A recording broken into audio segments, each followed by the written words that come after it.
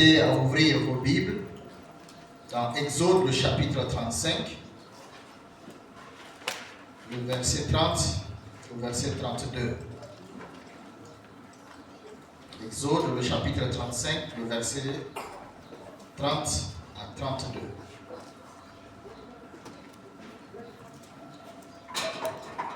Un des moteurs de croissance de l'Église. L'innovation, l'un des moteurs de croissance de l'Église. Et comme je l'ai dit, c'est dans Exode, le chapitre 35, le verset 30 à 32. Si nous sommes à la page, on va mettre le petit doigt et nous prions. Majesté des cieux, nous nous inclinons devant ta Seigneurie pour reconnaître encore combien tu es indispensable pour nos vies et pour l'Église. Merci pour ces instants que tu nous accordes, d'être là en ta présence et nous entretenant autour de ta parole, parce que ta parole nous éclaire, ta parole nous conduit dans toute la vérité. Merci de prendre la place qui est la tienne en ce moment. Dans nos cœurs, dans nos pensées et en ce lieu, prends la place qui te revient de toi. Merci notre Dieu, parce que tu nous exauces et merci pour ta présence. Nous te prions ainsi au nom de Jésus. Amen. L'innovation, l'un des moteurs de croissance de l'Église. Nous sommes aujourd'hui dans un contexte où tout est caractérisé par les nouvelles technologies de l'information et de la communication. En plus de l'information, nous avons aussi tout ce qui est modernité. Ça fait que tout va à une vitesse accélérée. Tout est vite fait et tout est aussi bien fait. On cherche une amélioration, on cherche que tout soit la version ancienne, soit retouché et que nous ayons une nouvelle version. Et ça, ce n'est pas le propre du monde, parce que c'est à tort que beaucoup de chrétiens ont laissé de côté tout ce qui est moderne, restant sur ce qui est ancien, en citant quelque part ce passage: ne vous conformez pas au siècle présent. Je crois bien que nous citons ce verset à tort et nous ne faisons pas la part des choses. Et beaucoup des églises, disons l'Église en général, a voulu être en marche de la société, de l'évolution de la société, pour rester dans l'ancien temps. Or, si nous repartons dans la Bible, nous découvrons que Dieu lui-même est novateur. À partir déjà de Genèse, le chapitre 1, le verset 1, nous découvrons qu'au commencement même de toutes choses, Dieu créa. Notre Dieu est un Dieu créateur. Et la novation, ce qui est nouveau, ce qui est amélioré, se trouve dans l'action créatrice de Dieu. Au commencement, Dieu créa. Mais quand nous allons un peu plus loin dans le verset 2, vous allez découvrir que la terre était informe et vide. Et il y avait les ténèbres qui remplissaient, qui étaient au-dessus des eaux. Et même si l'Esprit de Dieu se mouvait au-dessus des eaux, il fallait à un moment donné que Dieu prononce quelque chose pour qu'il y ait changement. Donc notre Dieu lui-même est le Dieu du changement. Il il est le Dieu de la novation. Il est le Dieu de l'innovation. Alors, tout aujourd'hui se fait rapidement.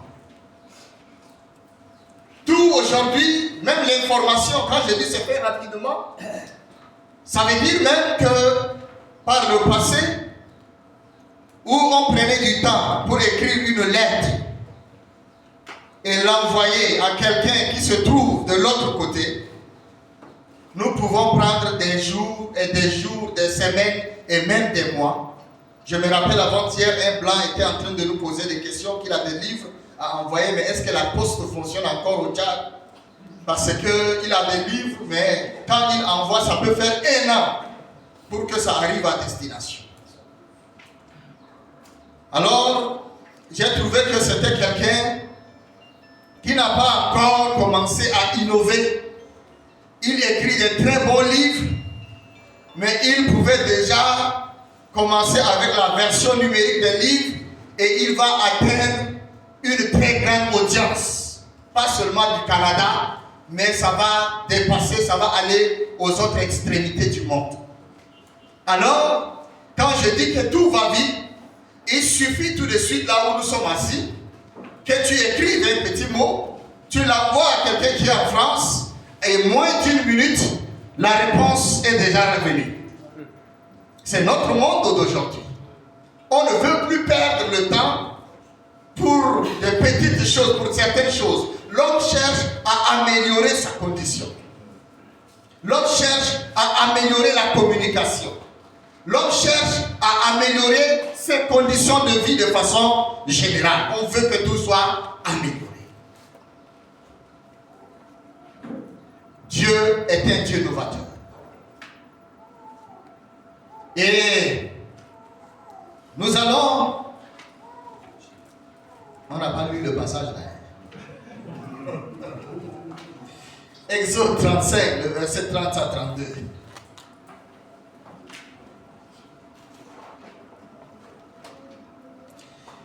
Moïse dit aux enfants d'Israël, sachez que l'Éternel a choisi Bethsalel, fils d'Uri, fils de Hur, de la tribu de Juda. Il l'a rempli de l'Esprit de Dieu, de sagesse, d'intelligence et de savoir pour toutes sortes d'ouvrages. Le verset 32. Il l'a rendu capable de faire des inventions. C'est là la partie qui m'intéresse. Il l'a rendu capable de faire des inventions, de travailler l'or, l'argent et l'airain, de graver les pierres à enchâsser, de travailler le bois et d'exécuter toutes sortes d'ouvrages d'art. On va s'arrêter là. Parce que je cherchais le mot dans la Bible de l'invention. Et c'est là-bas que j'ai trouvé, s'agissant de Bethsalel. Lorsque Dieu avait donné à Moïse comme instruction de pouvoir faire le tabernacle, de construire le tabernacle selon le modèle qu'il va lui instruire de faire. Il va après porter le choix sur une personne qui sera chargée de l'exécution de l'ouvrage.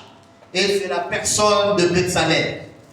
Et la Bible le décrit comme quelqu'un qui était rempli de l'Esprit de Dieu, de sagesse, d'intelligence et de savoir.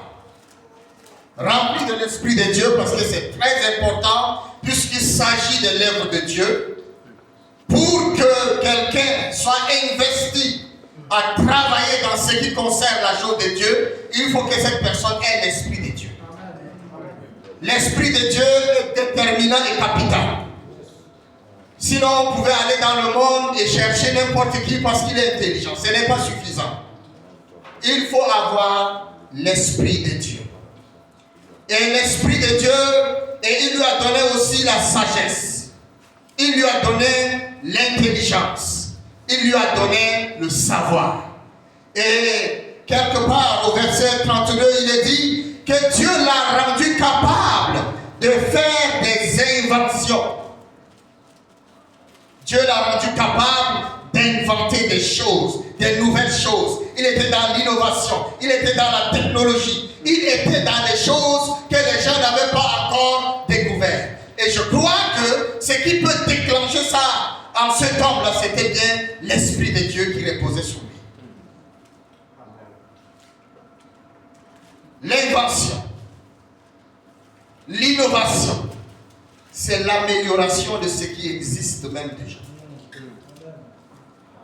C'est l'amélioration de ce que nous avons, de ce que nous étions en train de faire, de la procédure, de notre manière de travailler, de la démarche, etc.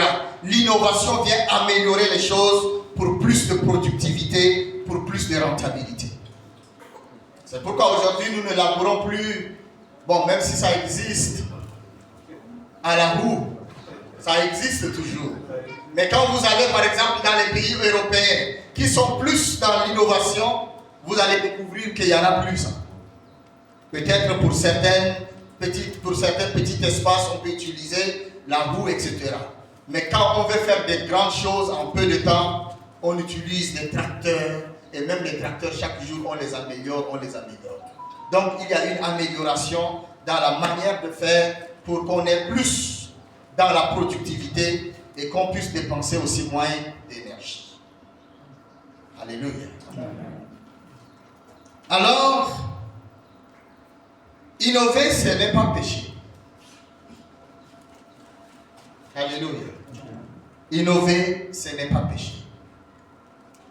Comme beaucoup peuvent le comprendre ou le croire. Parce qu'au début, il paraît qu'au début même, les chrétiens ne voulaient pas avoir la télévision chez eux. Parce que c'était le monde qu'on invitait à la maison. Mais aujourd'hui, quand même, chacun se bat pour avoir une télévision. Parce qu'on s'est rendu compte que non, on avait mêlé l'ignorance là où il ne devrait pas. On parlait du téléphone. Aujourd'hui, tout le monde a un téléphone. Ça améliore notre manière de vivre. Ça améliore notre manière de vivre. Innover, c'est améliorer. C'est améliorer. Ce qui existe déjà, on l'améliore pour que cela nous fasse encore davantage du bien. On améliore ce qui existe déjà pour que nous ne puissions pas dépenser beaucoup d'énergie et beaucoup d'argent inutilement. Et là, je voudrais aussi revenir pour dire une chose, c'est que celui qui avait reçu la vision, c'était bien Moïse, de faire le tabernacle, selon le modèle. Et Dieu va lui imposer de prendre Bethsalel afin de conduire l'ouvrage.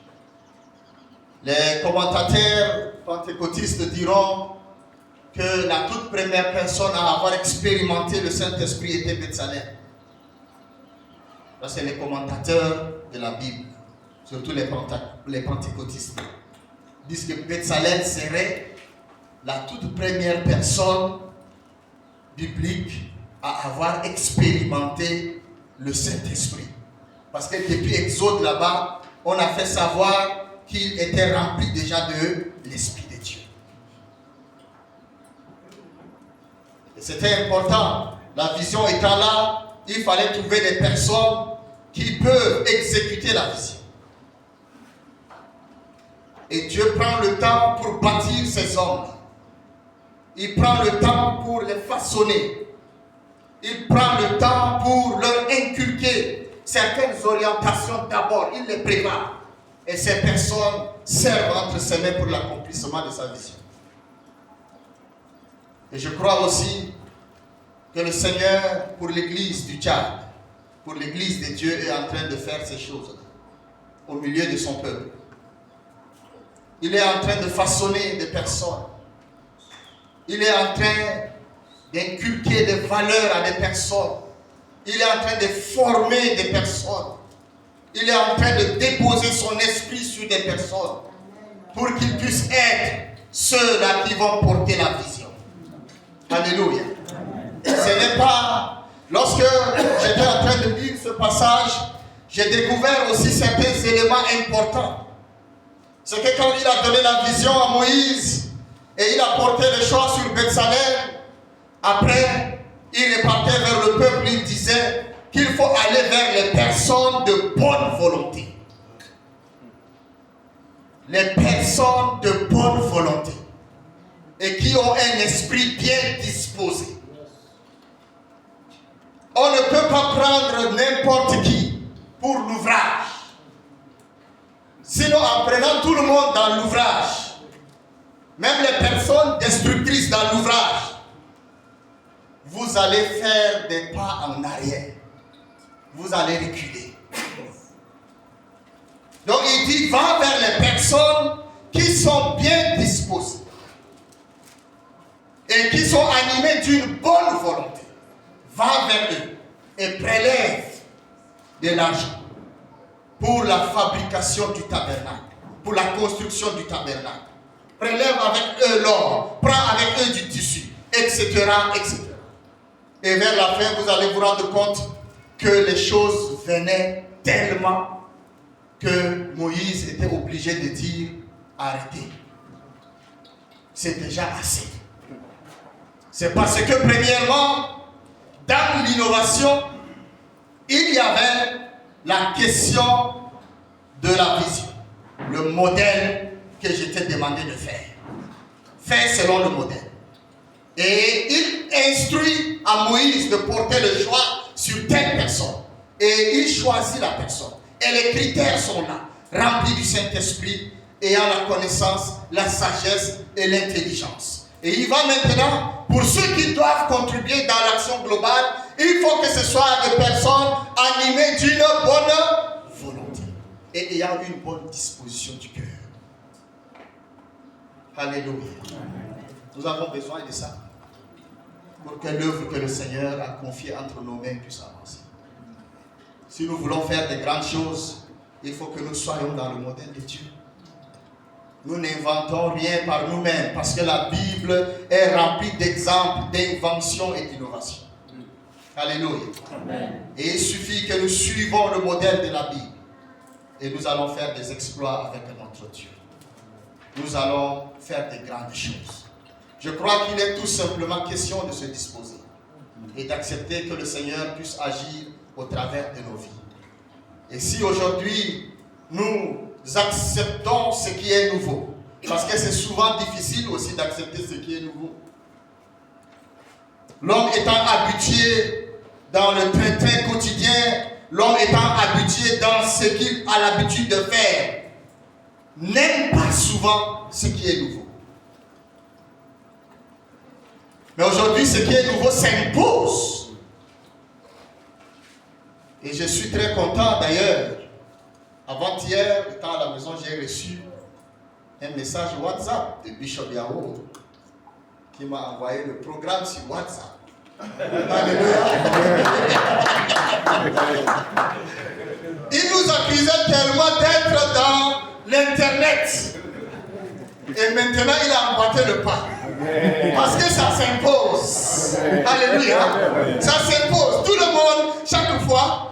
Et au début, ce que j'ai ajouté sur la plateforme étaient les jeunes. Mais vers la fin, quand je reçois de fois un appel de quelqu'un qui ne m'avait jamais appelé, il me dit, mais écoute, Eric, j'ai déjà trouvé un téléphone Android. Est-ce que tu peux m'ajouter sur la plateforme là? Alléluia. C'est pour dire que même si nous n'étions pas prêts à accepter l'innovation, ça s'impose. Alléluia. Ça s'impose. Les informations, c'est là-bas. Si tu veux être au pas de l'information, c'est là-bas. Souvent, ceux qui veulent capter d'abord la radio pour écouter les informations, ceux qui sont connectés ont eu l'information peut-être 2 ou 3 heures avant. Alléluia. Nous, nos heures d'information, la radio chat, c'est 14h, 20h, 6h30, etc. Mais celui qui est connecté, c'est automatique. Alléluia. Donc l'innovation nous aide, ça nous améliore, ça facilite notre vie et ça nous amène à dépenser moins d'énergie et moins d'argent. Gloire à Dieu. Alors si nous sommes des fois tentés de croire que c'est les choses du diable, sachez que notre Dieu lui-même était dans l'innovation. Et il a choisi des gens qui sont dans l'innovation pour que le travail puisse aller. Et je l'ai dit, souvent l'innovation fait mal parce que ça nous éloigne de ce que nous étions habitués à faire. Mais il faut avoir à un certain moment la flexibilité. Il faut être flexible pour accepter qu'il y a un changement. Et quand je parle de flexibilité, il y a aussi quelque part la remise en question du soi. Il ne faut pas dire que je connais déjà tout et je ne peux plus chercher à m'améliorer. On doit chercher à s'améliorer au quotidien. C'est pourquoi même le médecin qui a été formé médecin en 1980, s'il ne s'améliore pas au jour le jour et il reste avec les connaissances de 1980, il y a des nouveaux médicaments qui sont inventés. Il y a déjà de nouveaux diagnostics, il y a de nouvelles choses qui sont déjà arrivées. Il ne peut pas rester dans les années 80 parce que les choses s'améliorent, les choses changent. Alors que Dieu te donne à toi et à moi la grâce d'être flexible, la grâce de me remettre en question pour dire que je ne connais pas tout. Il y a peut-être de nouvelles choses que je dois apprendre, que je dois découvrir. Il y a de nouvelles choses que je dois encore connaître parce que je ne connais pas tout. Et ça, il faut être humble pour arriver à ce niveau-là. Que le Seigneur nous aide. Alléluia. Amen. Qu'il aide l'Église de Dieu à innover, à aller de l'avant. Il compte sur toi, il compte sur moi. Alléluia. Que le Seigneur nous bénisse au nom de Jésus. Amen.